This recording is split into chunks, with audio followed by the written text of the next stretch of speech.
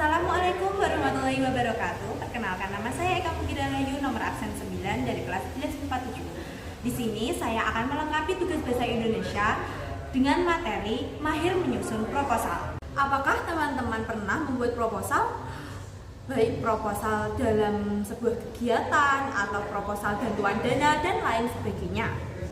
Jika kalian pernah membuat proposal, pasti kalian tidak akan asing dengan kata proposal karena kalian sudah sering membuat proposal.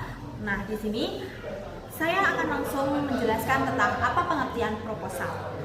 Nah, pengertian proposal adalah rencana kegiatan yang dituangkan dalam bentuk rancangan kerja secara tertulis. Nah, ciri-ciri proposal yang pertama, dibuat untuk meringkas sebuah acara kegiatan. Yang kedua, dibuat secara singkat agar salah satu pihak atau pihak tertentu memahami isi pokok dari kegiatan yang akan dilaksanakan.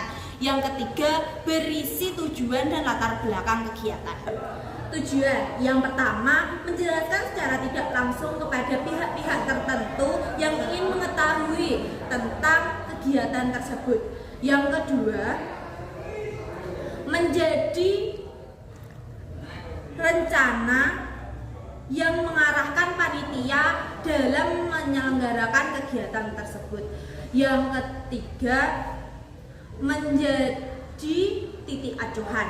Yang keempat, mendapatkan persetujuan.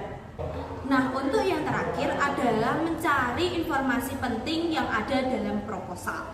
Yang pertama, membaca keseluruhan bagian atau struktur proposal. Yang kedua, mencermati pokok-pokok isi proposal. Yang ketiga, mencatat hal penting yang ada dalam pokok-pokok isi proposal yang sudah ditemukan.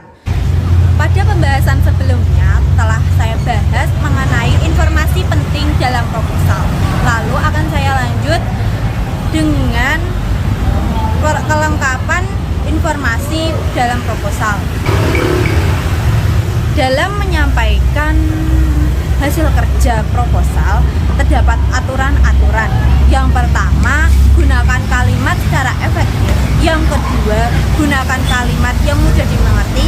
Yang ketiga, pastikan informasi yang kalian sampaikan sesuai dengan isi proposal. Yang ketiga, gunakan bahasa yang sopan dan hargailah mitra bicara Anda. Lalu akan saya lanjut dengan analisis isi, sistematika, dan kebahasaan proposal. Analisis isi proposal di dalamnya terdapat unsur-unsur. Yang pertama, unsur rumusan masalah. Rumusan masalah tidak boleh lemah dan tidak jelas tujuannya. Yang kedua, ada tinjauan pustaka. Hindarilah tinjauan pustaka yang kurang menunjang dan tidak relevan. Yang ketiga, ada metode penelitian. Metode penelitian harus terperinci dan tujuannya jelas. Yang keempat, ada anggaran biaya dan susunan acara. Anggaran biaya harus terperinci. Susunan acara harus sesuai jadwal. Lalu yang terakhir ada format penulisan. Format penulisan harus sesuai dengan isi penulisan kaidah proposal. Lalu ada analisis kaidah kebahasaan proposal. Ada aspek-aspek yang perlu diperhatikan di dalamnya. Yang pertama, ejaan.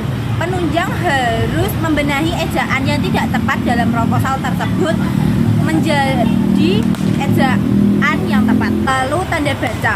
Penggunaan tanda baca dalam proposal harus tepat sehingga harus diperhatikan lagi saat penyuntingan. Lalu diksi. Dalam proposal menggunakan bahasa yang formal. Penyunting harus mengganti diksi yang non formal. Lalu kalimat. Kalimat dalam proposal harus bersifat efektif. Kalimat efektif sendiri adalah kalimat yang secara tepat dapat mewakili gagasan, perasaan penulis atau pembicara. Lalu sistematika penulisan. Sistematika penulisan proposal memiliki konsep penomoran yang harus disesuaikan dengan sistematika penulisan laporan. kebenaran konsep. Penyunting harus mengecek kebenaran konsep-konsep ilmiah yang terdapat dalam proposal. Lalu ada penyusunan proposal karya ilmiah. Penyusunan proposal karya ilmiah dengan cara yang pertama, menganalisis masalah dan kebutuhan di lapangan. Proposal tidak dapat dibuat tanpa adanya masalah yang melatar belakanginya. Penyusun proposal harus mengumpulkan masalah-masalah dan fakta-fakta yang ada di lapangan. Langkah yang kedua adalah membaca proposal dari berbagai sumber seperti buku dan surat kabar dan yang lain sebagainya. Selain itu, penyusun proposal juga harus memperhatikan aspek-aspek penting di dalam proposal. Nah, sekian dari saya. Wassalamualaikum warahmatullahi wabarakatuh.